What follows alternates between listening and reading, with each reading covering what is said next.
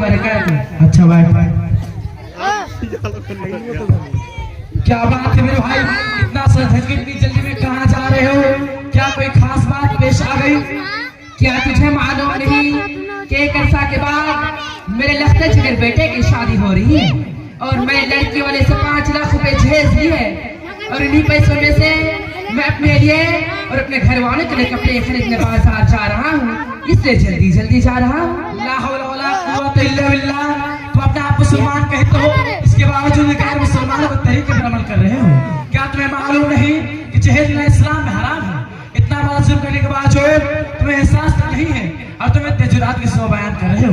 आज हमारे समाज में तुम जैसे लोगों की वजह से गरीब और बेबस लोग अपनी बेटों की शादी के लिए दर दर की ठोकरें खा रहे हैं और जहेज की रकम देने के लिए भीख मांगने पर मजबूर हो रहा है। बस कर, तुमने बहुत बकवास कर दी।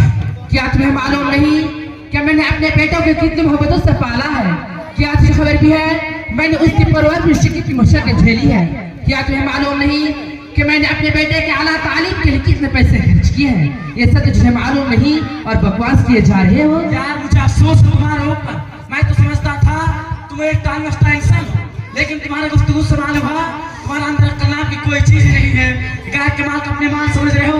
याद रखो मेरे यार, जिस तरह तुमने अपने बेटी की परवरिश और आला तालीम की मेहनत की है, उससे कहीं ज्यादा अपने बेटी की परवरिश में मेहनत की है। देखो तुम इससे ज्यादा बोल रहे हो। ऐसा लग रहा है कि जैसे मैंने जहेज लेकर बहुत बड़ा गुनाह कर दिया। अरे तुम्हें तो मेरी तारीफ करनी चाहिए और लड़की की वालिदैन को मेरा हिस्सा मानना चाहिए कि शादी के बाद उसकी बेटी को रहने के लिए घर और खाने के लिए खाना और पहनने के लिए कपड़ा दूंगा, लेकिन तुम हो कि मेरी बुराई किए जा रहे हो। वाह मेरे वाह, काश तुम कुरान और हदीस की मुताला किए होते, तुम्हें भी आवाज समझ आ जाती कि जिन चीजों को इस लड़की के एहसान जताना चाह रहे हो, अल्लाह ताला इन चीजों तुम्हारे बेटे को बता दिया है। अगर तुम्हारा बेटा बेगैर किसी उन चीजों की कमी करेगा तो पुलिस सजा जरूर देगी। इसलिए इसमें तुम्हारा एहसान नहीं बल्कि तुम्हारा फरीजा है। कान खोल कर सुन ले मेरे भाई।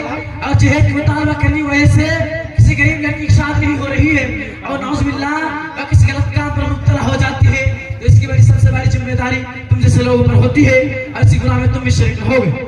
लेकिन भाई बाज लोग तो कहते हैं कि जहेज लेना सुन्नत है। इस्लाम सल्लल्लाहु अलैहि वसल्लम ने अपनी प्यारी बेटी हज़रत फातिमा रज़ियल्लाहु अन्हा को जहेज दिया था। देख भाई, जो लोग हज़रत फातिमा रज़ियल्लाहु अन्हा को लेकर जहेज को सुन्नत समझते हैं उन्हें गौर करना चाहिए। अगर जहेज सुन्नत होता तो सल्लल्लाहु अलैहि वसल्लम दूसरे बेटियों को क्यों नहीं दिया और दीगर सहाबा किराम इस पर अमल क्यों नहीं किया?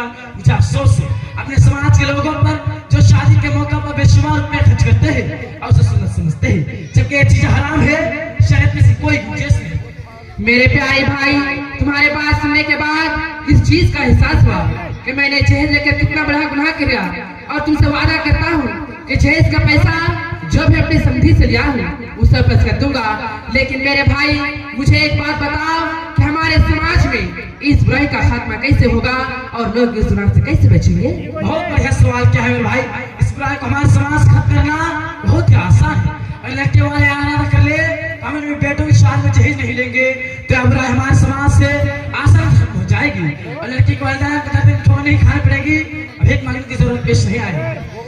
अच्छा मेरे भाई, अब मैं जा रहा हूँ अपने समधी के घर और जो भी रकम लिया हूँ उसे वापस कर दूंगा और वादा करता हूँ आइंदा अपने बेटे के शादी में जहेज नहीं लूंगा बल्कि सुन्नत के मुताबिक शादी करवाऊंगा। मुझे बहुत ज्यादा खुशी मिली मेरे भाई कि अल्लाह ताला तुझे हिदायत से नवाजा।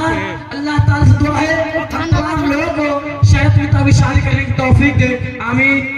मेरे प्यारे भाई, अच्छा ये तो बताओ कि तुम इतना अच्छा तालीम कहाँ से हासिल किए हो कि इतनी छोटी सी उम्र में बहुत सी जानकारी हासिल हो चुकी है? अल्हम्दुलिल्लाह Firdaus public school colony Kataiya school Bihar में हासिल कर रहा हूँ, जो तकरीबन 13 साल से आप लोग की मेहरबानी से चल रही है। माशाअल्लाह, मैं भी इस साल के आगाज में अपने औलाद को आपकी स्कूल में दाखिला करवाऊंगा। माशाअल्लाह, बहुत खूब, हम सब मिलकर आपका इस्तेमाल करेंगे। अच्छा अब चलते हैं। अस्सलामु अलैकुम।